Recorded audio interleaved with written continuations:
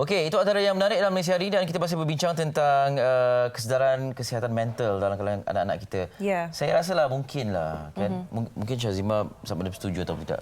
Kita terlalu meraihkan kelompok-kelompok yang cemerlang dan banyak A ni kan. Barangkali banyak lagi perkara-perkara atau kecemerlangan yang boleh kita raikan. Saya teringat masa zaman saya kecil dulu ada satu dipanggil anugerah pingat Hang Tuah tak silap atas keberanian menyelamatkan orang lemas dan sebagainya. Wow. Dia beri anugerah sebegitu. Jadi dilihat macam okey, misalnya kata orang ini tak cemerlang dalam bidang akademik, dia diraikan ataupun diangkat atas keberanian dia, kemahiran dia dan sebagainya. Ya. Barangkali itu boleh meredakan sedikit tekanan kerana seolah-olah macam kehebatan adalah berdasarkan satu aspek saja. Betul tu.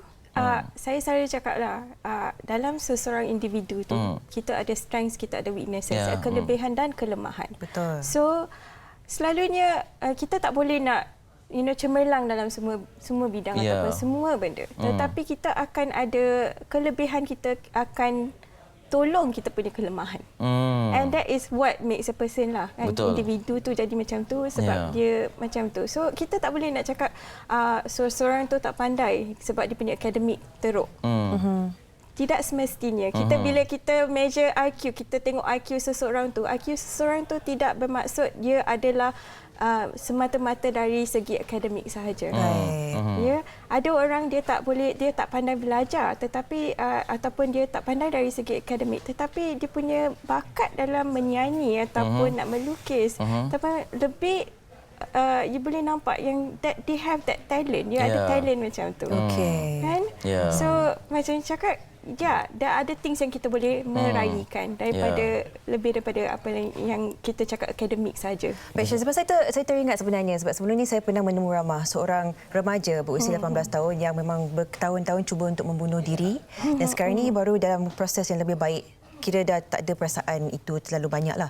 Dan bila saya tanyakan dia, cara keluarga dia mengendali masalah, dia bermasalah tu dalam beberapa tahun tu adalah sangat sukar bagi dia. Kerana antara yang dilemparkan kepada pelajar ataupun remaja tu adalah awak ni tak ada pegangan agama, awak ni cepat pecah lah, awak ni... Jadi semua ni dilemparkan terhadap anak tersebut. Adakah terdapatnya cara yang lebih baik untuk kita santuni remaja ini yang memang tahu mereka mempunyai masalah dan ingin mendapatkan bantuan kita? Kita sebagai ibu bapa, apa yang perlu kita lakukan? Okey, dari segi kalau kita dah cakap tentang depression ataupun kemurungan, memang kita nak cara mengendalikannya adalah lain daripada budak yang ada masalah stres sahaja. Ya. Depression tu maksudnya memang dari segi you already know yang dia ada masalah yang lagi teruk and kita perlukan management yang lagi structured dengan cara semua orang kena bagi dia sokongan.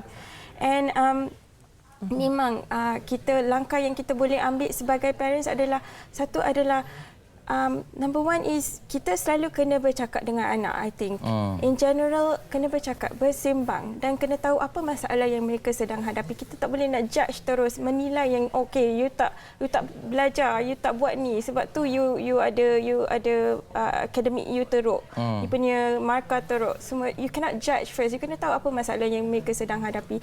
Sebab kita balik daripada kerja, kita tengok anak aja tapi kita tak tahu apa yang sedang berlaku kat sekolah. Sometimes most of the time kita tak tahu. Masa kalau you were to flashback masa kita kat sekolah, kita memang menghadapi banyak sangat tekanan, bukan dari segi pembelajaran sahaja tetapi dengan kawan-kawan juga. And these days kawan-kawan you kena ada follow trend ni, kena follow trend tu and banyak benda yang you kena catch up dengan. So ibu bapa kena ambil tahu benda-benda macam tu juga, bukan dari segi pembelajaran sahaja. Sebab ni ada pertanyaan daripada seorang ibu bapa ni.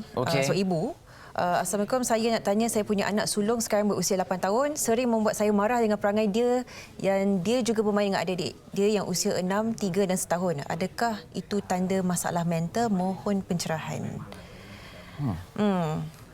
Jadi anak sulung mempunyai masalah 8 tahun, dia sering buat saya marah dengan perangai dia yang dengan perangai dia dan dia juga bermain dengan adik-adik. Agak kabur sikit apa Maksudnya mungkin dia suka kacau ataupun buat adik-adik dia lah. Mungkin lah saya rasa. So dari segi apa yang Puan Ni tanya ni, memang kalau let's say saya akan bagi tahu macam mana kita nak detect ataupun nak tahu bila anak ada masalah. Okey, masalah tekanan ke, masalah mungkin benda yang ada you kena check lah simptom dia. Salah satu benda yang kita kena tahu adalah sebelum benda-benda ni berlaku, dia okey tak? Ada perubahan tak? You nampak perubahan drastik tak daripada dia punya perangai? Sebelum ni dia tak pernah buat macam tu dan dia okey je.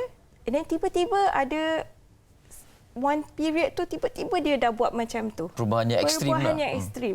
Selalunya kalau you nampak perubahan yang ekstrim dari kelakuan ataupun tingkah laku anak-anak, ada kemungkinan besar yang sesuatu yang telah berlaku dan ada benda yang mungkinnya menyebabkan dia rasa stres. Okey. Alright. So dari segi one more thing, drastic changes adalah dari segi dia terlalu banyak makan, terlalu banyak minum ataupun dia suka berkepit. Some kind of symptom. Dia suka berkepit dengan ibu bapa ke ataupun mungkin suka menyendiri ataupun you boleh nampak sakit-sakit fizikal dari segi sakit perut, sakit kepala tapi pergi jumpa doktor, doktor cakap tak ada apa-apa. So bila you nampak perubahan drastik, you kena tahu yang mungkin dia ada masalah tertentu dan mungkin itu adalah masanya untuk tanya dia apa yang telah berlaku kat sekolah, ada tak apa-apa yang telah berlaku macam tu, dan kalau masih tak dapat cari penyelesaian kepadanya dan tak tahu nak buat apa, lebih baik datang jumpa pakar. Okey, baik. Seperti biasa, ada lagi perbincangan seperti ini. Syazimah, terima kasih banyak-banyak. Kita tangguh seketika sebab perkara ini akan terus ada perkembangan dan macam-macam lagi penemuan berkaitan dengan kesihatan mental, terutama dalam kanak-kanak ni. Saya suka Syazimah sebutkan bila nampak ada perubahan drastik itu, kena pasti apa yang mungkin berlaku di sekolah sebenarnya. Yes, betul. Dan kena pasti juga apa tindakan anda yang kadang-kadang menyebabkan perubahan itu berlaku. Betul. Kadang-kadang duk cerita tentang anak jiran lah, anak saudara dan sebagainya kan. Itu juga boleh menyebabkan anak berubah. Kita mencerminkan kelakuan kita juga. Ya, betul. Dan sebaik-baiknya tapi kita melihat ada perubahan atau tidak daripada awalnya, sebaik-baiknya kita mempunyai komunikasi yang lebih baik dengan anak-anak kita supaya mereka tak perlu atau kita tak perlu menghadapi segala masalah ini bila kita mempunyai komunikasi yang lebih mantap. Betul. Terima kasih sekali lagi diucapkan. Semoga datang balik kita akan bincangkan lebih lanjut lagi. Kita jemput lagi ya. InsyaAllah. Thank you. Syazimah Mahsyud Shah, pakar psikologi klinikal. Kita nak berehat seketika.